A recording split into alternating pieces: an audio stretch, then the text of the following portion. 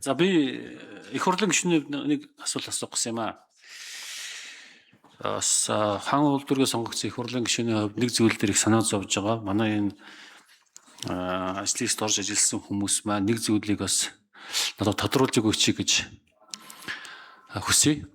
За энэ мега төслүүд гэх томоохон төслүүд хэрэгжиж байгаа. Тэрний одоо нөхцөл байдалтай танилцсан байна. За нөхцөл байдлын хувьд бол бас амаргүй дүнэлтүүд гарч ирж байгаа юм байна. Бэлтгэл ажилд хангалтгүй байна гэж үзэж байгаа юм байна. За энэ нисхийн буян тухайн нисэх хавьяас Улаанбаатар хотын төв рүү орох одоо Улаанбаатар хотын төгжрлийг бууруулахад манай хаан улдүргийн төгжрлийг бууруулахад хамгийн чухал одоо тээврийн хэрэгсэл болох Улаанбаатар трамвай гэж их чухал ажил байгаа. За энэ трамвайны ажил хийгдэх юм бол замын трасс нь бэлэн. Тэгээд нисэх яармгийн иргэдийг маасаар нь одоо хотын төв рүү зөөх бололцоотой. Хотын төвд байгаа иргэдийг нисэх яармаг руу бас маасаар нь зөөх юм бүрэн боломжтой юм маш чухал ажил одоо төлөвлөгдөд ингэж явж байгаа. Автобусанд бол нэг 40-50 хүн ордог бол трамвайд 200-аас 300 хүн орох бололцоотой. Заглагаанаар явах бололцоод эдийн засгийн хэмнэлттэй төгжрлийг шийдэх маш их том боломж өгөх ийм тээврийн хэрэгслийн асуудал ингээд яригдсан.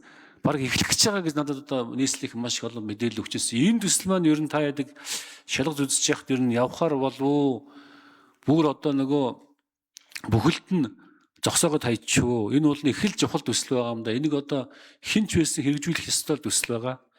Энэ дэр одоо манай ажлын хэсэг хариулж өгөөч. За ажлын хэсэг хэн хариулах вэ? Ажлын хэсэг хариулах уу?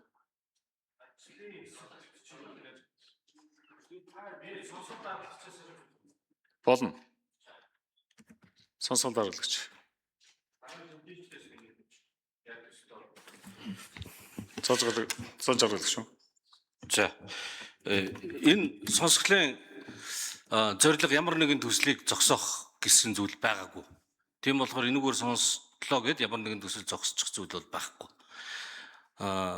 Бүгдээр хүмүүст хэрэгтэй одоо Улаанбаатар нийслэл хүмүүст төгжрөл юмд хэрэгтэй ёстой яаралтай хордыг хэрэгтэй гэдэг нэрийн цаана хууль эрх зүйн орчнуудаа өөрчилж байгаад маш их давуу тал болгож бий болгож аваад тэгээд хэдэн жил туйллаа штэ. Тэрний үр дүнд нь энэ эргэлж байгаа мөнгөнд дүн чинь улсын төсвийн 80 жилийн төсвийн 80-90% тэнцвүү хэмжээний юм болчоод тэрийг захиран зарцуулж байгаа хяналт нь хангалттай биш. Захиран зарцуулж байгаа хүмүүс нь өөрсдөө тэр төсвөө баталдаг болцсон. Өөрсдөө батлаад, өөрсдөө зарцуулаад, өөрсдөө захиалаад, өөрсдөө зураг туслаа хийгээд, өөрсдөө янаад, өөрсдөө мөнгөө босгосон мөнгөө үр жамчихгүй болохоор банкнд тавьж хүүлээд, хүүгээрээ ингээд сайхан хоол моол хийгээд нийгэм тустай юм хийгээд, хувийн хвшлийн хийж байгаа бизнесүүдийг булааж аваад, төрөл бүрийн компаниуд байгуулад, хуулийн дээр болохоор зэрэг зөвхөн хувийн хвшлэр хэрэгжүүлж болохгүй боломжгүй зүйлийг л төрийн хэмжээний компани байгуулна гэсэн байдал тоохгүй байгуулад ингээд ерөөсө бүх зүйлийг нэг юм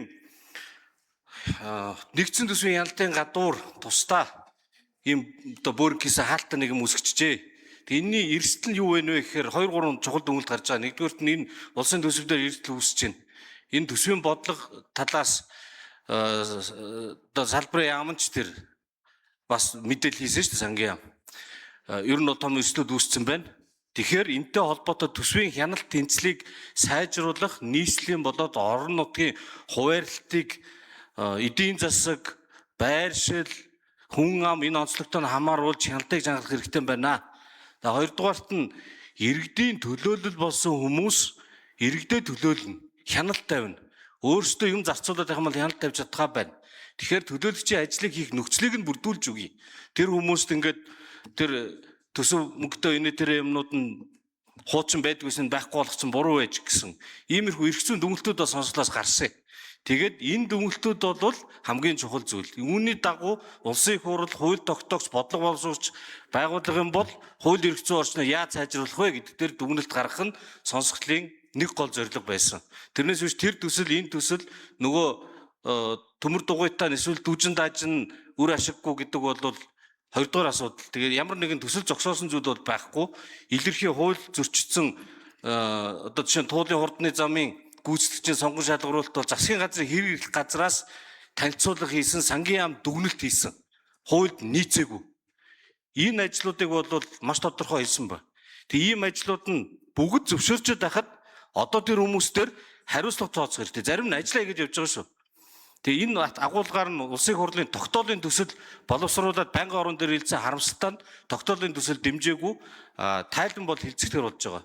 За сайдын асуусан яг тэр төсөл зогссон хэсэг тал дээр энэ тээврийн төслүүдийг харьцуулж судалсан хүн байвал шинжээчдээс нэг нь төлөөлөд мэдээлэл өгнө гэж хүсье.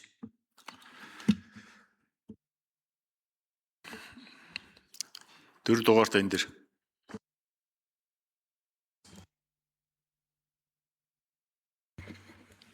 Сайн байна уу? Та бүхэнд энэ өдрийн мэндийг хүргэе.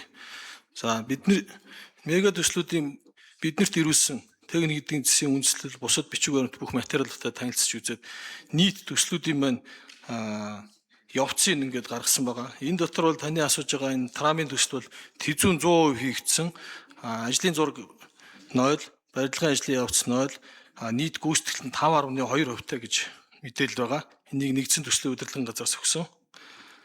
Ерөнхийдөө бол нийт 16 мега төслийнхэн маань нийт явцыг бол 14% гэсэн тийм мэдээллийг нэгдсэн төслийн удирдлагаас биднэрт 6 сарын 10-ны байдлаар өгсөн байгаа. Алдарч авлан гишүүн тодруулъя. Золжрол дарга би одоо шал өөр юм асуу та шал өөр юм яриад ингээд би ерөнхийдөө танаас дүгнэлтийг хүлээн зөвшөөрснө ойлгож байгаа. Тэгээд ингээд тодорхой төслийг асуухлаар ингээд ерөнхий яаж юм төслөө мэдэхгүй ээжж би Улаанбаатар тарамвайн төсөл одоо ямар шатанда байна хэрэгжих болцоотой юу гэхэлэр ингээд ерөнхий юм хариулаад яаж ерөнхий юмар дүгнэлт гаргачаад яаж дүгнэлт гаргасан юм. Одоо энэ дэр чи ингээд бүр бичсэн байна шүү дээ. Хөрөнгө оруулалтын томоохон төслүүдийн бэлтгэл ажилд хангалтгүй байна гэдэг гэж байна. Тэгээ тэр төслийн үр ашиг монторыг ерөөсөө олж хараагүй мүү? Зүгээр ерөөсөө ерөнхийд нь ингээл муу байна гэсэн юм бичсэн байна шүү дээ. За муу байгаа муухай юмыг ойлгож байгаа. Санал нийлж байгаа юм зөндөө олон бий. Нийслэлийн төсөв бол хэд данкаасныг бол ойлгож байна. Улсын төсөв, нэгдсэн төсөв, нийслэлийн төсөв хоорондын харилцааг янзлах ёстой. Тэрийг би хүлээн зөвшөөрч байгаа, мэдж байгаа. Зүгээр миний ярьсан юм дээр нэг Зол жаргал. Зол жаргал шүү. Тарамвайн төсөл яг одоо чинь ингээд төмөн янзын төсөл шүү дээ, тий? Тэр төсөл дээр бол дэлгэрүүлж бол яриаггүй. Тарамбай гэдэг зүйл бол хэрэгтэй. За, метро хэрэгтэй. Дүүжин тайвар хэрэгтэй. Тусгай замын автобус хэрэгтэй. Энэ тээврийн мега төслүүд чинь бүгдээрээ хэрэгтэй. Тэгэхдээ нэгэн зэрэг бүгдээрээ хэрэгжих боломжгүй. Тэгээд энэ 7 тээврийн төслийн тойрог замуудыг хооронд нь яаж зангидж уялдсан бэ гэдэг бодлогын асуудал дээр зам тээврийн яам хариулт өгч чадаагүй. Яагаад гэвэл хариулт байхгүй. Аль нь эхлээд аль нь хизээ хэрэгжих талаар дистараалсан тийм эрен бол алгаа. Яг таны асуусан хан улд дүүргийн одоо оршин суугчдад чухал байгаа тэр хотын төв рүү орох тарамбай хувьд бол хувь хүний хувьд бол дэмжиж явдаг. За инхээр энэ эренбэн чухал байна гэдэг дээр л олон дүгнэлт хэлж байгаа. Алдарч авлан гишүүн. зол жаргал дарга ингэмээр байна. Одоо тэгээд дүгнэлт гаргацсан юм чинь энэний араас ажил хэрэг болгоод ажилламаар байна. Зүгээр ингээд орхимооргүй байна. За ёстой муухай юм байлээ. Пупа гэж орхимооргүй байна. Одоо эндээс тэр шигшээд нийслэлийн тэртэй хамтарч ажиллаад их хурлын ажлын хэсгийн дэд ажлын хэсгтэйгээ ажиллаад одоо ирэмбэлж болдгийн бол ирэмбэлж өгөөд одоо янз бүрийн бүгдээрээ хулгай жилгээтэй холбогддог байлгүй дээ. Зарим энэ төр одоо зүгээр явж байгаа төсөл байгаа байлгүй. Тэр эндрийг сонгож яваад энэ хотын иргэдэд зориулсан ажлыг нь бас үргэлжлүүлмээр байна. Ялангуяа манай хан улсын иргэд надаас одоо би их хурлын гишүүнүүд яриад байгаа шүү дээ. Юу хүсэж байгаа гэхээр яарамгийн энэ төгжрлийн асуудлыг шийдэхэд хамгийн чухал тэр ажлыг одоо яаралтай эхлүүлж өгөөч гэсэн. Тэгэхээр санаа ажлын хэсгээс энэ хотын удирдлагууд энтертэй ярьж нэгэнт одоо энэ сонсгол зохион байгуулсан бол энэ ажил хэргийг дуусгаад өгөөч гэсэн юм хүсэлтийг одоо их хурлын гишүүний хувьд та бүгд тавьж байна.